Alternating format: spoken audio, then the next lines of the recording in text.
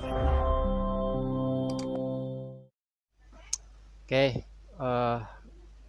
selamat malam kawan-kawan. Sesuai janji saya yang sewaktu live ya, live di sini ada live pengerjaannya laptop Acer V5 431 yang mati total. Jadi mungkin video live-nya nggak terlalu jelas, jadi saya coba untuk melakukan perekaman ya. Ntar saya cek dulu ini untuk outputnya mana ya. Mouse oke.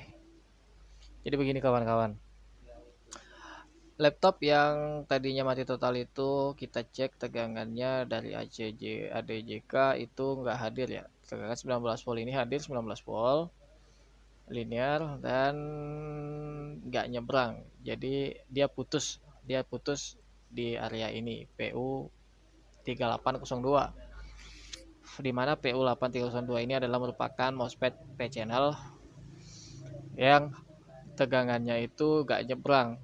Ketika nyebrang tegangannya adalah AD plus, masuk ke PU4 tegangannya menjadi PSIS, AD to SIS. Jadi sama seperti handphone. Pada handphone itu kita sebutnya adalah VPH power. Jadi dari OVP tembus ke VPH power ke AC charger, keluarlah tegangan VPH power.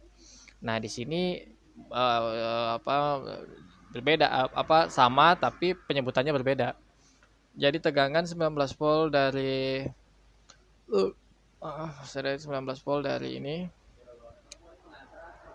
19 volt dari adapter langsung masuk ke sini, nyebrang ke PU4001 dan keluar melalui gate, keluar setelah dapat gate dan keluar tegangannya menjadi tegangan AD to SIS. Jadi yang permasalahan tadi tegangan 19 volt nggak mau nyebrang dari PU3802 ke PU4001. Solusinya gimana? Solusinya adalah seperti yang kita ketahui bahwa source power dari tegangan laptop ini 19 volt dari adapter keluar menjadi tegangan PSIS itu dari PU4 ini, terus masuk ke AC charge. Jadi begini, kita masuk ke IC skema, kita masuk ke searching dulu ini PU3802, di PU802, PU8 PU3802 3802.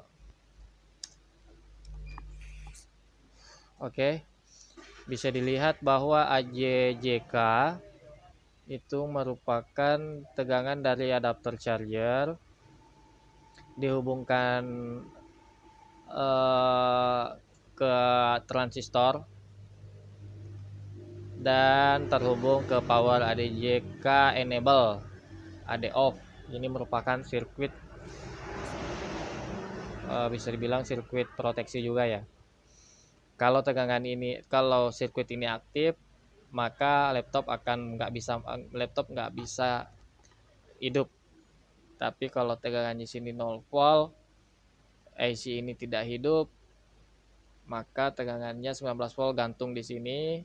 19 voltnya dari gate itu masuk ke sini.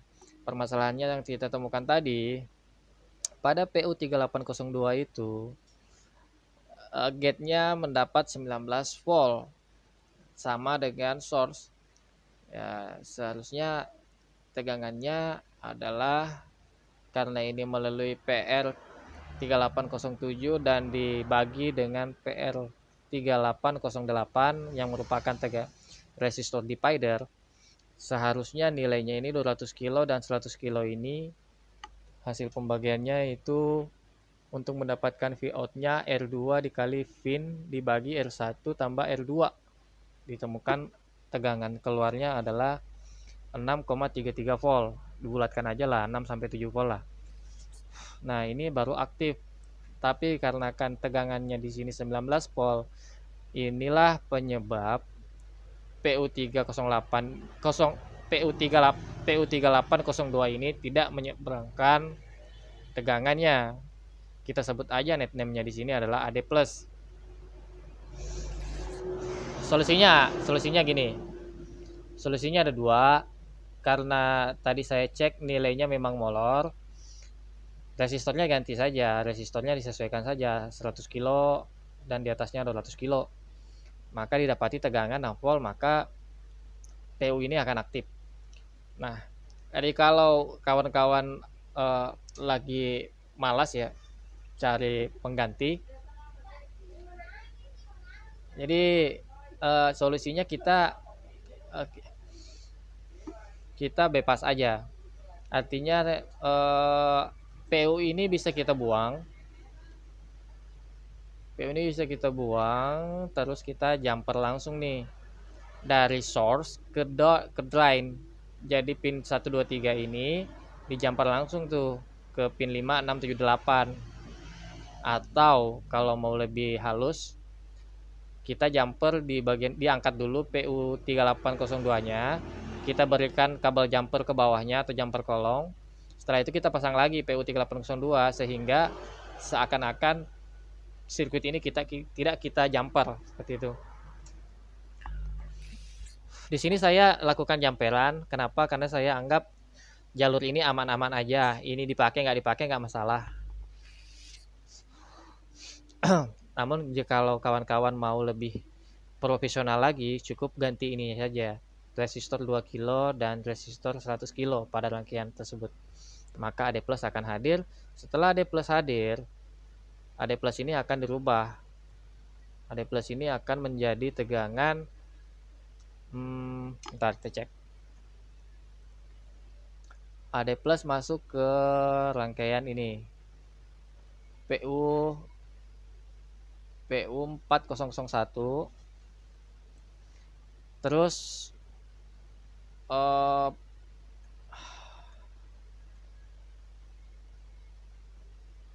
dia dapat gate dari rangkaian ini nih, PQ4001, dimana pada rangkaian ini terdapat berapa kaki nih? Ada 6 kaki. Ini transistor di dual transistor sih, di sini ada dioda sender juga di dalamnya, ada ini dioda juga di sini sebagai blocking arus, blocking tegangan. Ini saya nggak bahas ya di sini karena agak panjang. Jadi power charger ACOK-nya akan memberikan gate ke sini sehingga tegangan ini lolos dari AD+ lolos menjadi AD+ to sys. Kalau di handphone kita sebutnya PPH power, keluar dari AC charger. Nah, setelah melewati PR4004, dia berubah nama nih, net name-nya menjadi DC bat out. Inilah tegangan yang menyuplai beberapa rangkaian pada sirkuit motherboard laptop tersebut. Di tempatnya V5431 ini. Nah, di sini juga tembus bat plus dari baterai akan nyebrang ke sini kalau nilainya di sini ini kan P channel ya. Setelah ini nggak bisa bersamaan ya aktif. Kalau dia aktif maka akan terjadi benturan. Jadi dia kalau adapternya itu dicabut, maka yang aktif adalah baterai. Kalau baterainya kalau casnya adapternya dipasang, yang aktif adalah charger dari tegangan adapter. Itu dikontrol oleh AD+ gate ini. Berarti AD+ ini melalui ini kira-kira tegangannya ini 19 volt. 18 volt ya. 18, sekian volt karena ada resistor sehingga dia turun lagi. di bawah 18 volt mungkin, kurang lebih. Saya nggak sempat untuk mengukur ya, nggak sempat untuk ukur tegangan yang ada di sini. Pokoknya syarat kerja inilah gampang aja. Syarat kerja P channel ini bagaimana dia bisa aktif ya, paling tidak ini ada plus sebagai gate. Nah kalau AD plusnya hadir, saya rasa ini nggak akan aktif sehingga ini di blok. Kalau di sini 0, kalau di sini dia nilainya nggak ada nilai, maka dia akan nyambung ke sini seperti itu kira-kira. Karena logikanya aja MOSFET ini akan aktif kalau AD plus ini nggak hadir. AD plus ini kita cek dia dihasilkan oleh sirkuit ini AD plus dari MOSFET mana tadi, MOSFET mana ya, mana ntar di plus 2 dari sini PU3802.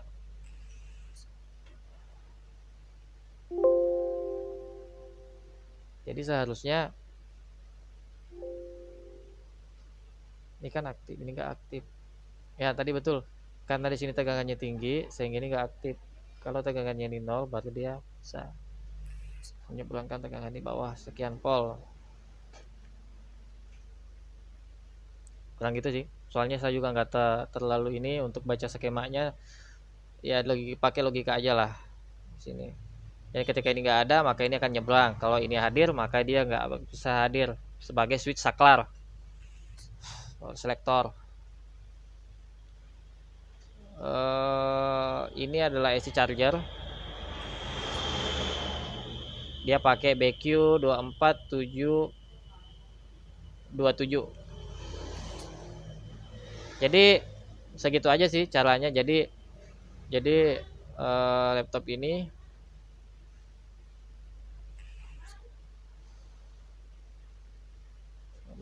dari sini ke sini. Bentar ya kawan-kawan ya, saya coba simak dulu ini. AD plus, kita cek lagi. Kita ngobrol santai aja ya kawan-kawan. Ini AD plus, ini nyambung. Ini kalau hadir sini.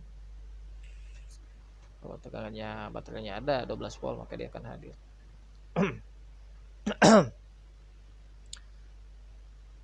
Oke ya, kalau untuk AC chargernya PCC-nya harus hadir sebagai tegangan kerja, AC DET-nya harus hadir sebagai referensi, dan ACOK juga harus hadir. I output-nya juga harus hadir, terutama REC-N, HADRV, PES, load drive. Ini untuk upper and lower-nya, untuk MOSFET-nya. Ini juga BOS juga harus hadir 25 volt. Karena dari sini dapat tegangan, dilanjut lagi dapat tegangan dari sini, jadi dia gabung tambah masuk sini. Sementara ini masuk ke baterai, nilainya 3 volt. ACP dan ACN harus hadir. Syarat-syarat kerja untuk PU4. Sekarang kita coba lihat power railnya atau power sequence-nya. Coba cek laptop ini bisa nyala dari mana, urutan tegangannya dari mana, powernya dari mana. PCH SM bus komunikasi.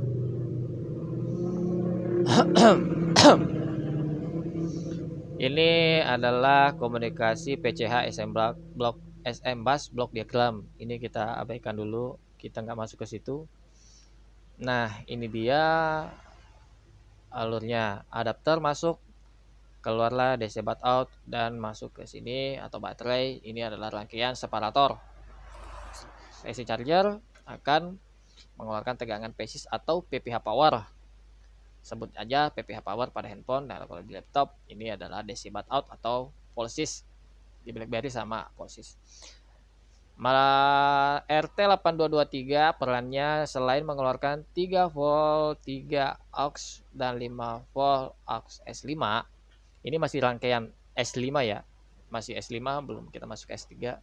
S5 juga mengeluarkan tegangan yang nantinya menjadi V5 S5 yang menyuplai tegangan ini. Jadi 30 ini untuk menyuplai KBC ya atau EC. Karena pada yang kita ketahui bahwa laptop itu bisa nyala kalau EC-nya hidup, PCH-nya komunikasi dengan EC dan BIOS. Setelah itu barulah dia masuk ke S3. Tegangan 1,5 dan sekian seperti ini S3. Ini vektor masuk ke kemana ya? Saya lupa juga. Ini S3 S0. Sorry ya kalau ngawur ya, soalnya kan nggak melalui kursus ya, jadi agak ngawur juga. Cuman kurang lebih dah. Ya, jadi pada rangkaian ini DC Out merangkai AC ESL 9583 HRZ yang fungsinya mengeluarkan P-core untuk CPU dan untuk VGA seperti ini. Ini S0 sih. Ini TPS 5121 untuk 1D5 volt PTT untuk RAM mungkin. Dan DDR ref. Ada banyak nih tegangan-tegangan yang ini juga menyuplai tegangan DPD SRC seperti itu. Ini tegangan-tegangan yang wajib ada. Sekarang kita masuk ke power sequence. Kita baca nih. Ini adalah AC mode atau kita pakai adapter. Kita menggunakan DC mode sebagai baterai. Kita bahas AC mode aja. Pada AC mode yang pertama kali harus hadir itu adalah RTC BAT PCC, RTC PCC plus RTC PCC. Dikarenakan ini warnanya hitam biasanya plus RTC dan warna-warna hitam ini yang ada plusnya ini adalah tegangan kerja.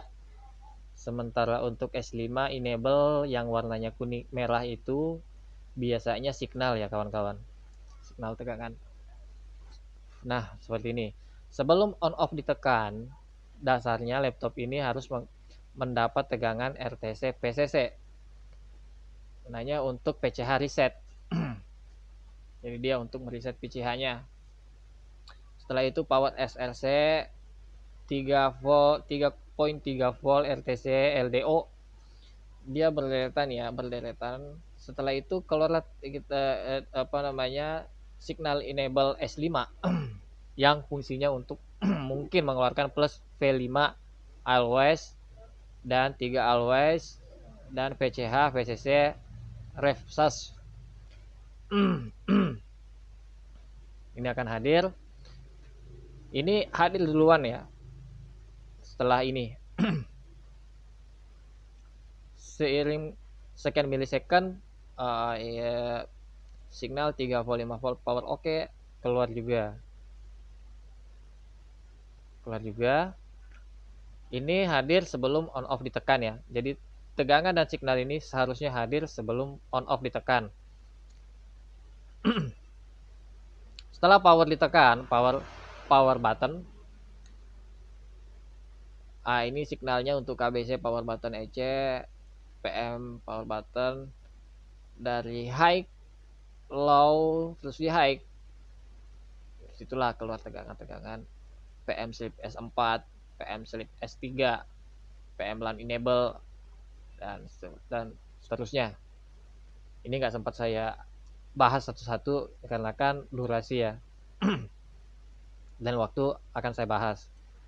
Kalau untuk DC mode-nya sama, kita akan bahas juga. Ini Intel Power Up Sequence. Kita naik lagi. CPU core, all power oke, EC kerja, S0 power good. PLT reset ini harus hadir.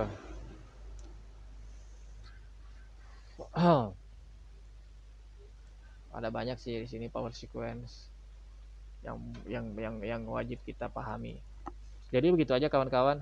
Yang bermasalah tadi adalah PU 3802, solusinya itu di jumper aja. Jumper aja ya. Cukup dari saya. Jika kurang jelas jadi begini. Ini dijumper aja ya kayak begini. Dijumper, coba jumper aja dari sini ke sini, bisa nggak? Oke, seperti itu. Jumper aja, tarik aja jumper sini. Karena kawat jumpernya kecil, jadi usahakan aja ada 3. Tapi kalau kita pakai kawat besar, cukup 1 aja yang kita jumper. Jadi kalau di skema sih seperti ini gambarannya. Nah, tarik plus. Dari sini kita jumper aja. Dari sini ke sini.